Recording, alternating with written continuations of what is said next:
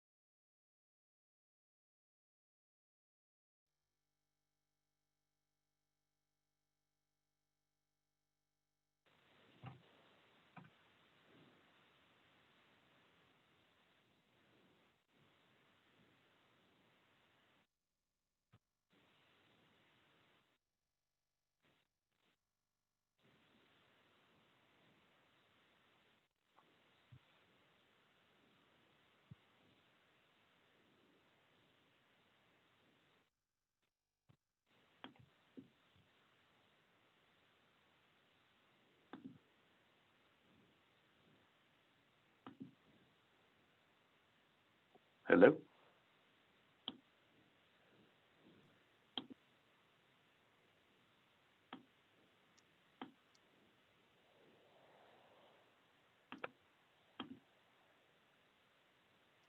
Just to clarify, we're still waiting for Richard to join the call.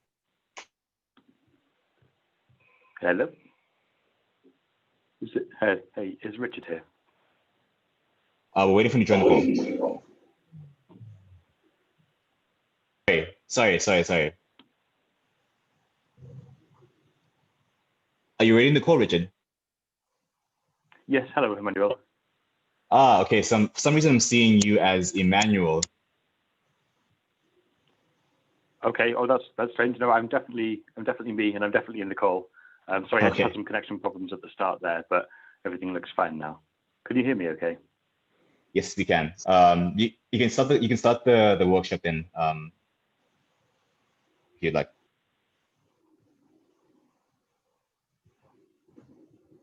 Sorry, was that you'd like me to start now, or would you like me to wait a little bit longer? I think you can start. It's recorded for anyone who's not in the call currently. So we just do a quick introduction and then start the call. Sure, okay. Let me just share my screen.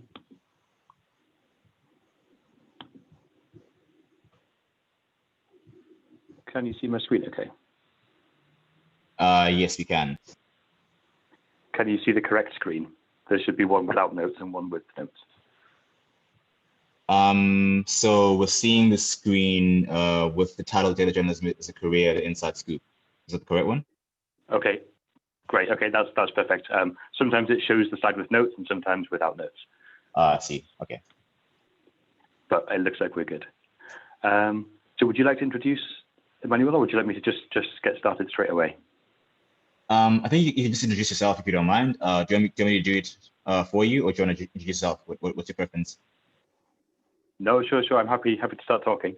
Awesome. So yeah, thank you for having me here. First of all, this is like a really lovely opportunity for me to talk about something that I'm really passionate about, and try and instill some of that passion in you guys as well to see, this, I hope this is something that interests you. Data journalism is, when I meet people and say I'm a data journalist, they give me like a funny look, like what is a data journalist? So, I'm hoping to maybe address some of that as well. But for me, it's one of the more interesting and exciting jobs you can do with data. As a data scientist or a data engineer, it's very technically minded, but a data journalist really bridges the gap. And so today I'm going to talk to you about my view on data journalism as a career. I'm going to speak a little bit about the role itself, a bit about my experience, and a bit about what I think are like the most important skills you need as a data journalist. And I've got a few examples I'd like to show you along the way. Some different websites, some cool examples of data journalism and things like that. And if you've got any questions, as I go through this. Like, I'm sure there'll be time at the end, but equally, please just interrupt me, and I'll do my best to answer any questions you have. So I'll begin with just a little bit about me to start. My name is Rich. I'm a data journalist at Slashdata. I've also done some investigative data journalism at the Bristol Cable, which is like a local newspaper in Bristol, UK. I recently worked as an analyst for the UK government, and I've worked in marketing, dealing with clients in retail, automotive, fashion and marketing. I did my degree in stats, economics and Spanish, and I'm an avid music fan and an aspiring music producer on the side of my data journalism. I work for a company called Slashdata, and I'm a data journalist for Slashdata, and Slashdata is the analyst of the developer economy. And what we do is we survey more than 30,000 software developers every year. We ask them, 200, 220 questions, or, a range of these questions. And from that, we make lots of different reports that we sell to some of the biggest names in tech. So we've got some really big names in our client sheet. And we also publish the State of the Developer Nation, which is a big look at kind of software development in general. And this also includes data science and machine learning and things like that. We do reports on that as well. And we also host an active community of developers on developereconomics.com. We try to bring together developers who want to learn about the latest trends in web and cloud, ML and AI. And if you want to become part of this community, I will post a link in the chat and you can sign up. But you get access to reports and graphs and prizes, and you can help shape our research and help us understand developers and put people into machine learning and things like that. So hopefully that's given you a nice introduction to me and to what I do. Next, I'm just going to touch on the agenda today. So today I'm going to talk about 4 broad topics. First of all, I'm going to discuss what I think a data journalist is. Then I'm going to talk to you about some of the core skills that a data journalist needs. Throughout this talk, we're going to look at some examples of what I think are great data journalism. So I'll be making a few points and hopefully highlighting them with something that you'll find really interesting. And then I want to give you some pointers on how you can practice this. So I got into data journalism from a passion side of things. I didn't start out with a job in data journalism. I did side projects and I looked for things that interest me. And if this does interest you, I'd like to give you some pointers to help make it a bit easier for you. So before I begin, have you got any questions for me before I start going into the presentation? Okay, I'll take that as a no. So to answer this question, what is a data journalist? To me, a data journalist is a communicator and a technician. It's somebody who understands the technical side of data, somebody who can run models, somebody who can write code, somebody who can impute missing values, somebody who understands all that. But it's also somebody who can communicate. Sorry? A data journalist is also somebody who can communicate all this technical information in an easy way to people who might not understand it. So if you've got a publication like The Guardian that's got a readership of people who are not into data, but they do some really quite intense data journalism. And so a data journalist is somebody who can communicate and be a technician here. A really important point to me is that a data journalist is not impartial, but a data journalist is truthful. And so, what does this mean? What is the difference here between impartiality and truthfulness? Well, when you write a story or when you write a report or something, you have an agenda, you have an idea of what you want to say. You might come at something from a kind of societal benefit, or you might come at a story from the angle of you want to change behavior.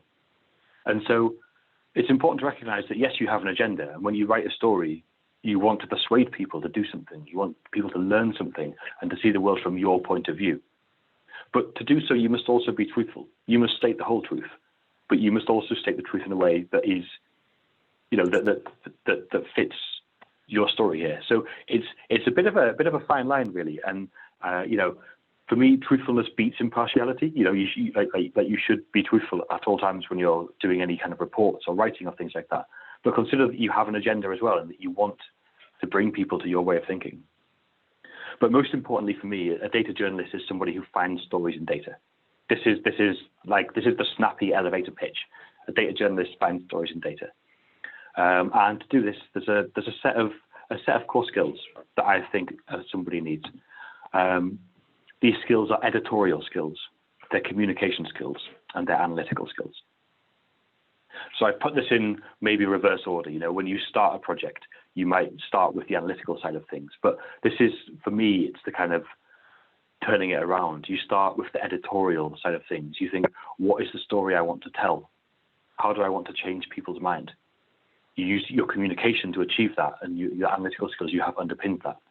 So, you know, I don't know who amongst you is like a really strong technician who really likes getting into, like, you know, deep statistics of machine learning models and neural networks and things like that. That is an important part of analysis, but it's not, you know, it's only one part of being a data journalist. And so I want to take you through some of these points in a little more depth. So first of all, looking for the editorial skills. Now, you know, this speaks to the kind of the more traditional journalistic skills of, say, working in a newspaper. You know, you're all familiar with a newspaper editor, perhaps. And the editorial skills that I've identified as being important are, first of all, creating a narrative. So what does the data say? This brings me back to my first point of you are truthful but not impartial. Data can say a lot of different things. You know, you've got a data set with 1 million rows and 100 columns. You can pull out a lot of different stories from that. And your editorial point of view will help you to choose. You know, you can't tell all the stories. You need to decide what you will highlight and what you will ignore. You also need to think about what you want the reader to take away. This is the main point of the story. You're thinking, if my reader remembers one thing from this story, what will it be? You need to think how you will tell the story, how you will get to this conclusion. A story needs a beginning, a middle, and an end. Thinking about the story arc and making a plan. Because remember, a data journalist is somebody who finds stories in data. And finally, it's appealing to emotions. You know, great stories appeal to emotions. Make your story human. You know, data is abstract and people are not. So I've got an example here for you. I want to ask you how you think this story makes the data human. I'm just going to turn on to a different slide now. Can you see my Chrome tab? Yes. Great, thank you. So this is a story from The Guardian about how America moves its homeless people around. Each year, US cities give thousands of homeless people one-way bus tickets out of town. An 18-month investigation talks about this. This is abstract, thousands of people. What's the very first word in this story? How does it make it human? It's a person's name. Straight away, Quinn Raber arrived at a San Francisco bus station.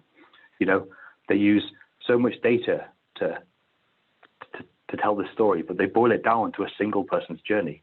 And that to me is, you know, that's making data human. It's appealing to emotions. You know, I read this 2 years ago. Still sticks in my mind. It was the first thing I thought about when I decided, you know, how will I talk about appealing to emotions? This popped up because it's such a strong message. Next, as a data journalist, curiosity. It's your best asset and your biggest weakness. So being curious is how you find the story in the data. It's why you ask the questions, and it's why you want to do data journalism. You want to ask why.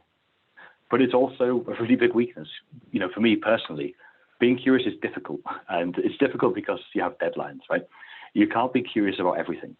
I've had to learn to manage my curiosity and direct it to where it serves me. So there's no time to investigate every edge case or every anomaly. You have to learn which ones you can ignore and which ones are central to your story. So, you know, be curious. It's your best asset, but consider and be pragmatic. Next, I feel that communication skills. This is the thing that brings it together. At the start, I said a data journalist is somebody who, you know, they're a technician and a communicator. And as a data journalist, you have a very particular set of skills. A data journalist can understand complex data and communicate it clearly to non-experts. They can let non-technical people understand highly complex situations. So back to the example of The Guardian, for example, they got data on thousands of homeless people and how they were moved around the country. That's really complex, but they made it understandable. And there's two forms of communication in data journalism. First of all, there's written communication. And in order to be an effective writer, You need to make a connection with your reader. You need them to care about what you have to say. You need to be clear and concise. So don't make the reader work for the knowledge. I'm sure, there's data scientists and machine learning engineers in this audience here, and I'm sure you've read statistical papers or academic papers. And I don't know what your experience is. My experience is that the writing is very, very difficult to understand. And as a data journalist, you want to do the opposite. Don't make the reader work for the knowledge. Think about your tone. Are you formal or informal? Don't use slang, don't use jargon, things like that. Point number 3, I'd put as be correct. You could argue this should be point number 1. I'd be inclined to agree with you. Are your conclusions right? I can't say much more about this. And finally, tell a story. Don't list facts. Don't list a sequence of events. Create a narrative. Make it interesting. Create a story. The other form of communication as a data journalist is visual communication. So turning numbers into something people can understand at a glance. And charts and graphs are vital to data journalism. So even simple bar charts can really tell a story. And just remember, like if a picture is worth 1,000 words, a graph is worth 1,000,000 numbers. And if you want to be an effective visual communicator, think about your data to ink ratio. Is everything on your chart important? So I will now switch to another example, and this is from an article I wrote a little while ago called "Making Data Human." I'm just going to show you 2 examples here of, these are quite contrived examples of the data ink ratio. Here's a chart I made to kind of to highlight this. UK advertising spend by channel. You've got your bars. You've got lots of different stuff going on here. Lots of ink on this chart, right? Now, to improve the data ink ratio, simply cut the crap. This is a much more effective way of communicating exactly the same data. Nothing has changed about the data, right? But it is so much cleaner and so much clearer.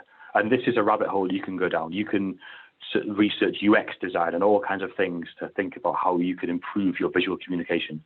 But if you want to take the first step, just put less stuff on your charts. Next, I would say choosing the right chart for the right job.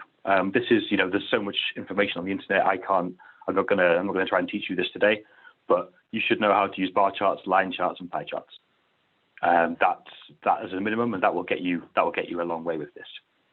I'd also say that looks really do matter. You're fighting for somebody's attention. Somebody who wants to read your article or report, they've got Facebook, they've got Twitter, they've got Instagram, all fighting for their attention. So why should they pay attention to what you have to say? So I think, and this is something I really try to do, is to make my charts attractive, to make the way the page is laid out attractive. Think about paragraphs and spacing and things like that. People do care about aesthetics. And then finally, get the basics right and then get creative. So this kind of follows on from choosing the right chart for the right job.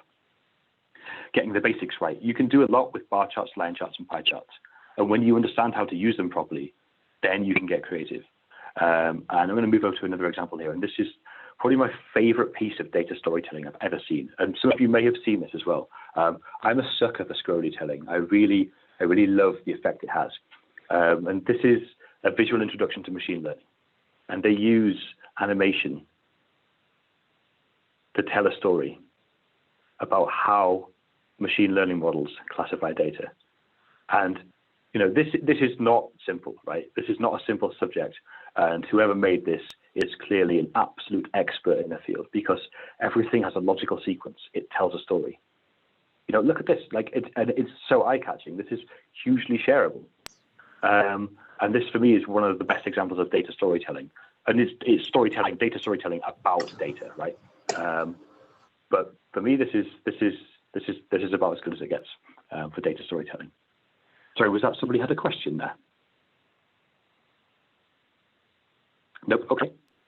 Oh, sorry. So now I'm going to move. Hi. Hi. It's Rafiwa here. Really interesting what you're actually sharing with us at the moment, more especially the parts on data visualization. So I just only have one question in terms of the article that you just showed us now in terms of making data human, effective visual communication. Right. I mean, how do you, from a visualization perspective, sorry? This one here that's on screen now, Can is you hear this me? the article you're referring to? Yes, I can hear you. Yes. I can hear you. The two chats, right? The two chats were in. Yeah, we're in the first one had like a lot of numbers, and then the second one is actually more readable, like more user friendly in any way possible. So I've read a lot of articles from written by data journalists, and they've actually used because like it goes back to what you're actually saying, that choose the right chat for the right job. The inclusion of like your primary and secondary access, so that they could make sure that whatever the message that you're actually trying to give to the readers is more of what they actually want the readers to actually see. How do you now deal with the biasness in that level from a journalist perspective? From your own opinion. But this is a big topic. How do you draw a reader's eye? And we stray from data journalism into graphic design. When you look at websites, how do websites draw people's eyes to the buy now button? For me personally, gray. I use the color gray a lot. And if I scroll down a little bit here, there you go. For me, that's a really simple way to draw a reader's attention to where you want to put it. You show all the data, you're being truthful because you have all the gray bars here, but you're also showing your message and your agenda because you're saying, hey, look at this, it's green, it's important, it's not gray. Look at this, it's bright pink, it's important too. And so, if I could give one tip, it would be to use gray and color. Make sure that if you want a reader to look at something, make it stand out, make it bright, make it distinct from everything else. Is that useful for you? Mm-hmm. Yeah, that's thanks. Pleasure, no worries. So moving on from effective visual communication, I'm going to talk a little about analytical skills. And this is fundamental, really. It's as a data journalist, you have to wear so many different hats. You have to know so many different roles. Already we've touched upon editorial skills. We spoke about communicating and being a writing or a copywriter even. Just now we spoke about graphic design and UX design and all kinds of things. And all of these sit on top of analytical skills. And you don't have to be a superstar developer. You don't have to be an amazing statistician. Like, I'm not an amazing statistician, like, for sure. But you need to have a solid core grasp of analytical skills to make sure you have faith in your work, And there's three parts of this for me. For the data and domain knowledge, you must know your tools. Pick the right tool for the job. If you want to use Python, Tableau, R, or Excel, like, the results you get will speak for themselves. But pick one which serves you and which serves the purpose. But make sure you know it inside out. If you're going to use Excel, make sure you're an Excel king. My personal tool of choice is Python. I've used it for many years now, and I use it because I know it and it's great. But know your tools is step one. Step two, know your data. When you first get your hands on a data set and you think there's a story in there, don't immediately go for that story. Take your time, really understand it. Know where the missing values are, know what kind of values you should expect and things like that. But go one step further. Don't just understand the data that's in the spreadsheet or in the database. Try and understand the processes that sit behind the data. So, for example, how was it collected? Are you using administrative data from your government? Are you using survey data? Because they're very different things. And understand why was it collected. So I'm going to refer you to another example, and this is from an article I wrote for the Bristol Cable, which will hopefully appear now. And this is an article on the levels of sickness for NHS workers in the United Kingdom. And this was a piece of investigative journalism that I helped with. And it was based on freedom of information requests. And so in the UK, if you are the government is legally obliged to provide you with data, they have to kind of say they have to prove why they can't. The onus is on them to prove they can't, and so you get the data. And this was data from quite a few different services. So the North Bristol Trust, the ambulance service, and a different hospital in Bristol. And this shows how the levels of sickness and stress have increased. So, for ambulance service, increased by like 60% in 2 years. But each of these services collected data in different ways and for different reasons. Some of it was HR data. Some of it was data where we literally had like an employee's sickness profile. Some of it was aggregate data, which was like employees by department by month. And so for me, understanding like how the data was collected was absolutely vital for doing a good piece of analysis here, because it wasn't perfect. It wasn't like a managed data set. It was messy. It was difficult, but understanding it really helped me with that. And then finally, know your subject. And domain knowledge is key here. And you're the experts in data analysis.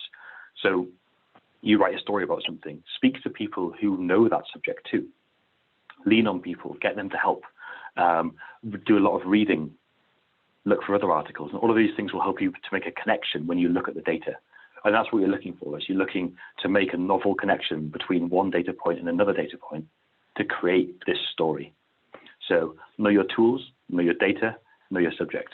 And if you can't know your subject, find somebody who does, and then make friends with them. Finally,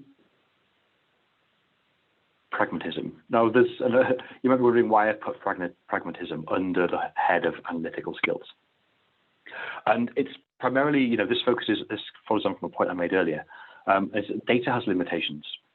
Especially as a data journalist, you'll be working with messy data sets, with questionnaire data, with government data, with missing data. Data has limitations, and you need to think about how you can overcome them and keep the integrity of the data and the integrity of the story. And so that was another example that I can draw upon the NHS one here, is we had this sickness and absence data. Sorry, Richard. There's a question in the chat from Lewis. I think it's asking, is there any advantage of using Tableau over Python? And how much Excel does one need, or knowledge of visualization of Python does one need to, I guess, do you mind clarifying your question, actually, Lewis? But from the first part of the question, it's, is there advantage of using Tableau over Python visualization? Immediately, the advantage is Tableau is easier. You don't have to write any code. You can make a bar chart in 2 clicks.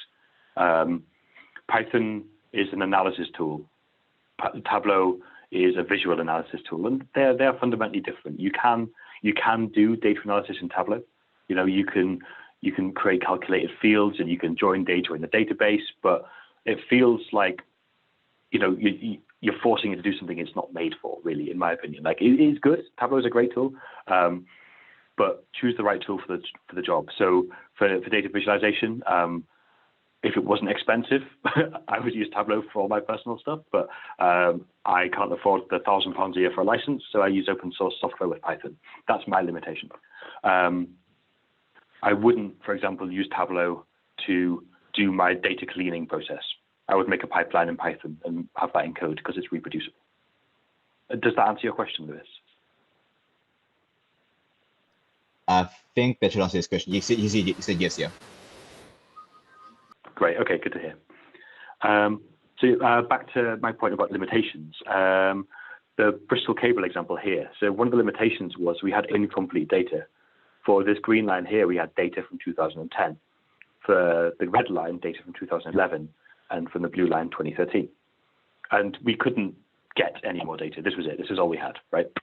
And so from these limitations, we had to do a percentage change from 0. And this was a limitation that we had to come around and still tell the story. All the lines are going up. That's a bad thing because it means number of days lost to stress. And so the limitation of the data forced us to be creative with how we approach this. And we got this percent change from year 0 kind of idea. And I think that kind of tells the story quite nicely. And simplicity as well. This is the main line chart. This is the main point of this story, the number of days lost to stress and the percentage increase. I did 50 hours of work on this, and it was thousands of rows of data, and it turns into one chart. Okay. And that's how it goes. It tells the story. So keeping the limitations of data in mind, how can you overcome them? The next is to pick your battles, and you can't do everything. You can't fix every missing value. You can't make it perfect. And there comes a point when you have diminishing returns. So balance your perfectionism with your pragmatism.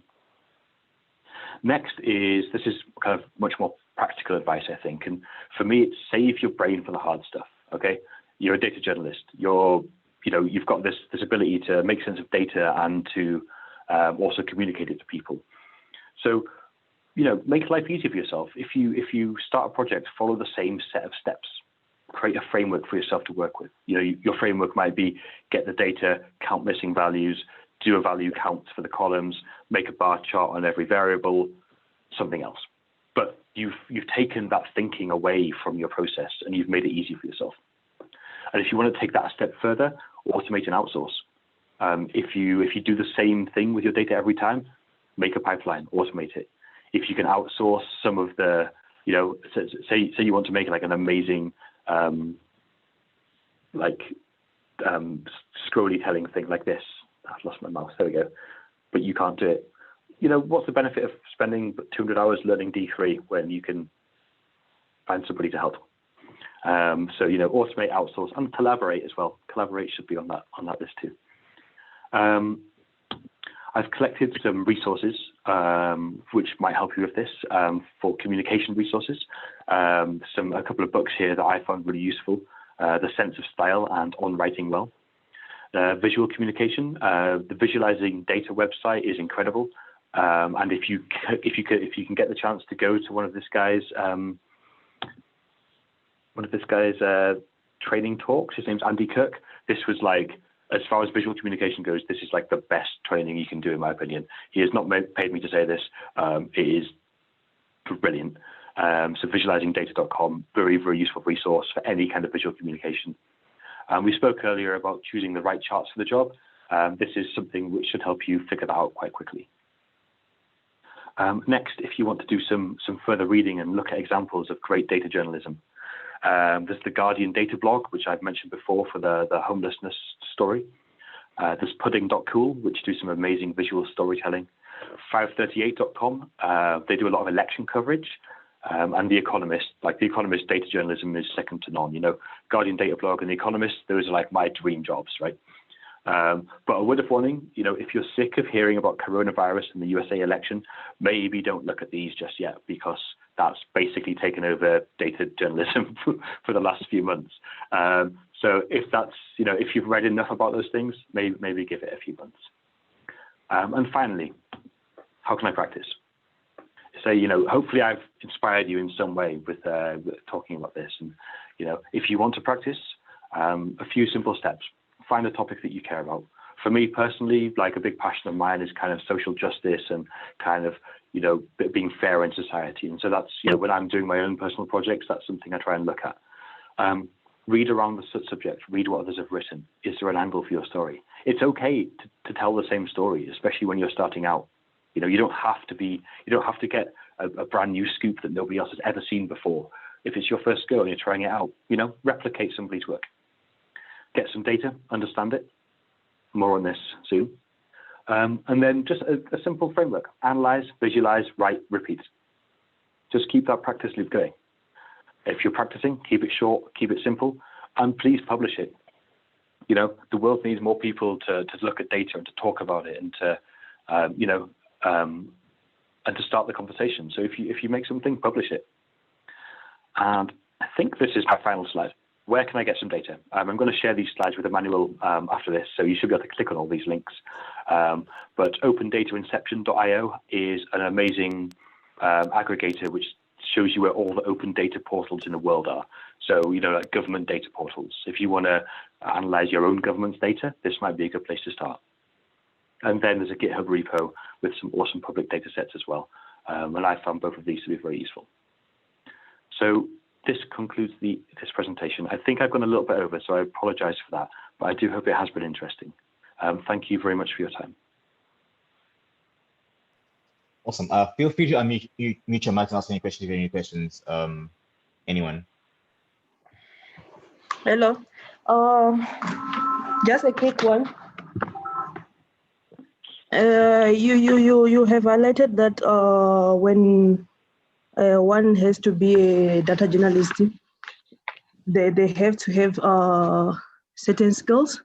So to you, if I'm just starting now and I want to choose between a data journalism and some other aspects, what will you say I must have, or what skills will you recommend me to have? Will you say if I have more of analytic skills, I'm good, I can train? You get attaché à la fin de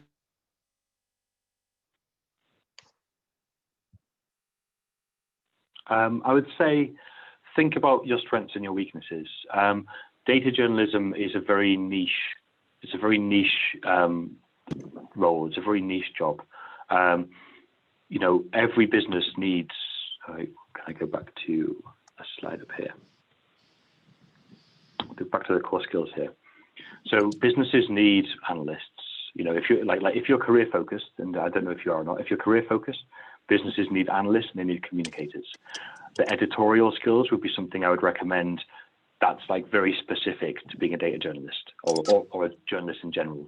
But to get into, you know, to have transferable skills, communication and analytical skills would be most important. Would be, but you know, play to your strengths and do what interests you. You know, I don't want to tell you, you know, do analytics if that's not what you love. Play to your skills, play to your strengths, and try and pick skills that you can apply in different areas. Does that answer your question? Yes, definitely. Thanks so much. Pleasure. No worries. Any other questions that anyone has? Feel free to unmute your mics.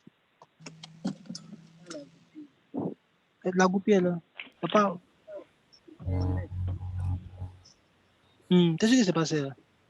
Is that a question that you're asking? Or you? Yes, it's a question I want to ask. Okay. Okay, coming from a writer's point of view, like a writer should appeal to his audience and be in a way emotional when he writes. So how can you reconcile the situation where maybe the data available does not favor maybe the writer's appeal to the audience? I know we are not to tamper with data or to change and all that. So is there any advice for such a situation? Thank you. Sorry, that was a bad line. Just to make sure I understood, you asked me how, like, what techniques you can use to inject emotion into your writing. Okay, no, can you hear me now? We can hear you, yeah. Not.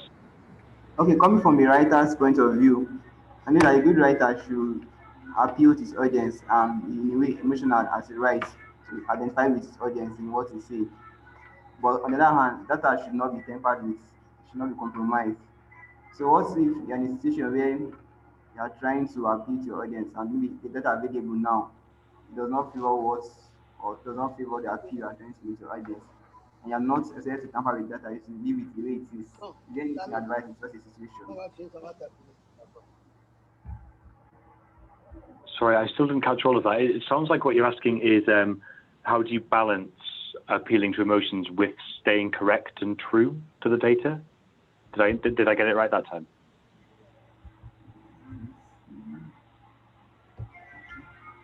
Okay, I've written it on the chat. Okay. Yeah, Thank you. Okay, thanks. Okay. Interesting question. Thank you. Yeah. I mean, if the data doesn't favor the opinion of the writer, you need to change your story. Is the short answer. I would definitely say, you know, it's important to tell an emotional story and to tell a story that resonates with people. And you know, it's also important to tell a correct story. So if the data doesn't fit your story, I'd say you need to change your story, quite simply. Does that answer your question? I don't know if that's the answer you wanted.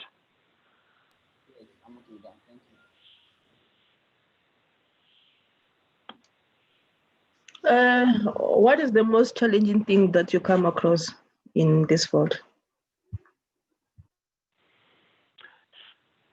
Good question. I didn't think about that for just a minute. The most challenging thing, I think, for me is context switching. And so what that means, I don't know if you're familiar with that term, but that is like going from having your head in the data to going to be creative and writing about it and switching between those things.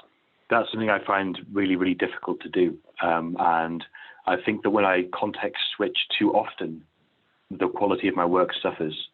So I really try to do my analysis in a chunk and then do my writing in a chunk, and not to switch between them too much. And if I do switch, I try and have a break. Take 5-10 minutes, and because it's very different brain skills. That kind of analytical approach where you have to think very logically, or then that creative approach where you look for the right words to describe exactly what you're writing about. And that for me is a big challenge. Otherwise, it's time management and deadlines. I know I'm not the only person who struggles with that, but it's, there's always something more to say. There's always something interesting to say. There's always another angle on the data. And for me, it's knowing when to stop. Does that answer your question?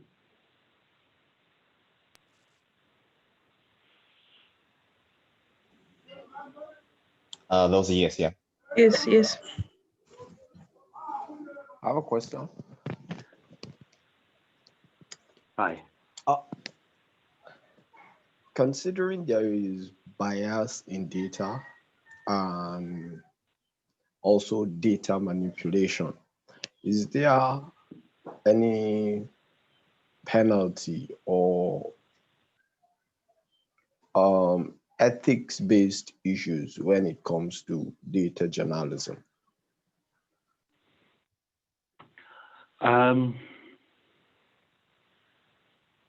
So I would say that, looking at like bias and things like that is something that should take place in the analytical stage of a project. Understanding your data from a statistical point of view, understanding where the bias is, understanding what significant differences there are, and things like that. That should take place in the analytical stage. You'll find that very few readers care. To put it bluntly, very few readers, that they don't want to know the statistical significance. They don't want to know the p-value unless you're writing an academic article. But they trust that you have done it. They trust that what you're reporting on is true, but they don't want to see the proof. And so when looking at bias and significance and things like that, that should take place in the analytical side of things. And if you're not finding significant results, or you think there's bias influencing your conclusions, then that's something you need to either A, take care of in your data processes, either using models or some way of accounting for that, or being transparent and being honest, and mentioning it in the report. There's a saying that I really love, and that is, all models are wrong, but some models are useful. And being transparent about, the usefulness of your model and the usefulness of your analysis will make people, it's showing the human side again. You're showing the human side of your story as a data journalist. And so, yeah, I think, account for that in the analytical process. And if you can't overcome it, talk about it. Does that answer your question? Yes, it does. Good. There's a few questions in the chat as well. So Lewis has asked if it's better to analyze the data before I start writing or go step by step and analyze at each point. That is a very personal decision, because if you do it all at once, you don't know how the story unfolds. But if you do it switching all the time, then you run the risk of errors and things like that. And that's something that there is no one rule for everybody. I would say do it in chunks and switch between, but minimize the switches if you can. Just so, if you have a plan for analysis as you go, and you do steps 1, 2, 3, 4, and 5, and when you're writing at step 2, you find something really interesting, or you get an angle, or you have a thought that changes the rest of your analysis. Well, you've just wasted steps 3, 4, and 5. So I would say, yeah, chunks, but not too small. And then Simanga, you're asking how to publish your data analysis. Medium.com is a really easy platform. I think it's paid. I think you have to pay $50 a year to be a publisher. So it's not totally accessible in that sense. But it's got a good readership. It's got a good community of data journalists. You could start your own blog, is another point. You could even publish to Reddit. And I would also say, as well as publishing the words, publish your code too. Make sure it's on GitHub. That would be, make sure your code, and you can put your write-up on GitHub as well. Good for your portfolio. I know publishing stuff to my GitHub, that has helped me get jobs in the past before, and it's good to contribute as well. And you also asked how was the role of data journalism in US elections, and I would say that depends on the readership, and this is maybe going a level deeper, and it is, I think, it's such a rich source of data, and there is no shortage of like amazing maps or like amazing visualizations or like cool animations or stories, or there's hundreds of those published every day. But for me, the issue is just they're not accessible enough, and people, either that's because people don't care or because people don't understand. But I think if the data journalism around the US election was more accessible, maybe more people would read it, and maybe more people would change their minds. Does that answer your questions there, Simanga?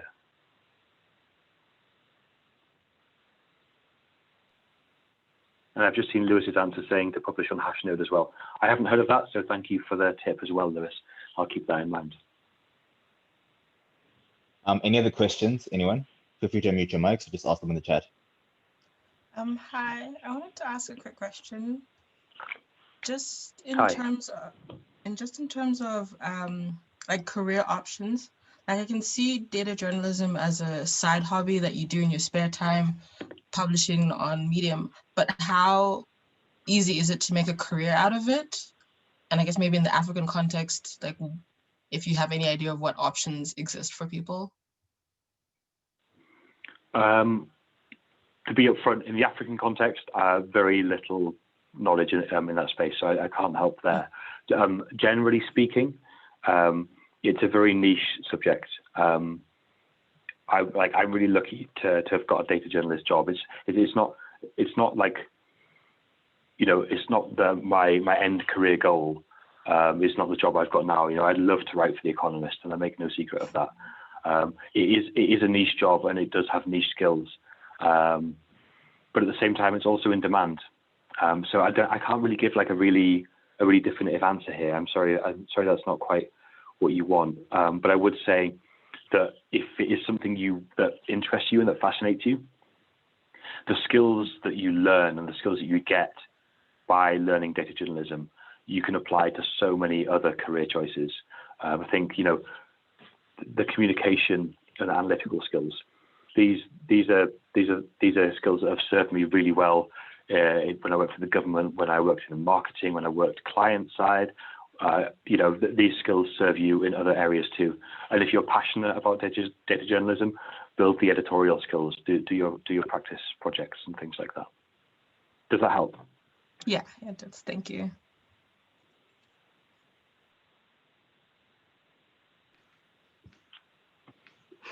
Another question.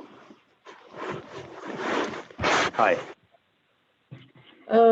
In terms of patience, is it how do you deal with when maybe you're writing something and then at the end when you have to do the conclusion and then you realize another way of how you should have went with it or how you should have structured it? Do you go and redo everything considering the deadline, or you just submit what you have?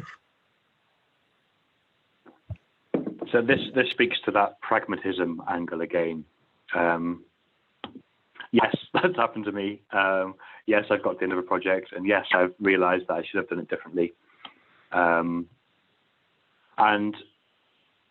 some things, I even had a client report today where I made a mistake and I had to go back and redo an entire chapter. Mistakes are human. You will make mistakes. One thing I like to think about is, if you imagine a grid and you've got how difficult it is to solve versus the impact of not solving it. And so think about, if you've got to go and redo an entire chapter because the conclusions were wrong because you made a mistake in the data, which is what I did today, that would be high impact, high effort. And generally, I'd say anything on the high impact line, you should do, even if it's high effort. When you get down to lower impact, say, so, you know, you had a rounding error, but actually your conclusions are still correct. Like, you know, if you're at the end of your project and you realize, oh, I should have said like 2% rather than 1%, or I should have said 15% and not 14%. As long as your conclusions are correct, you know, be pragmatic about it, I think. It's a difficult question, though. Yeah, really good question. And very, very salient for me today because I just had the same problem. So thank you. Okay, thanks. Any other questions? Did you find that helped? Was that a helpful answer for you?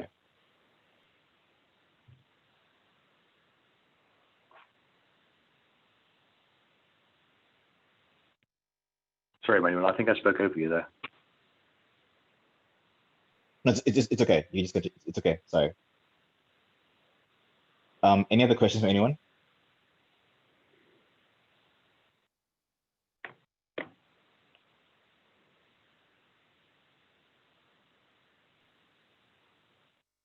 Okay, I assume there are no questions from anyone left. And thank you so much, Richard, for this workshop. It was very informative.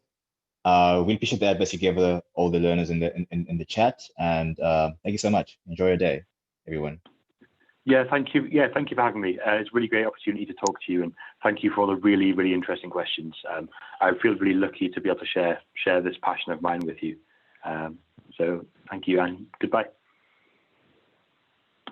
Awesome. Cheers. Bye.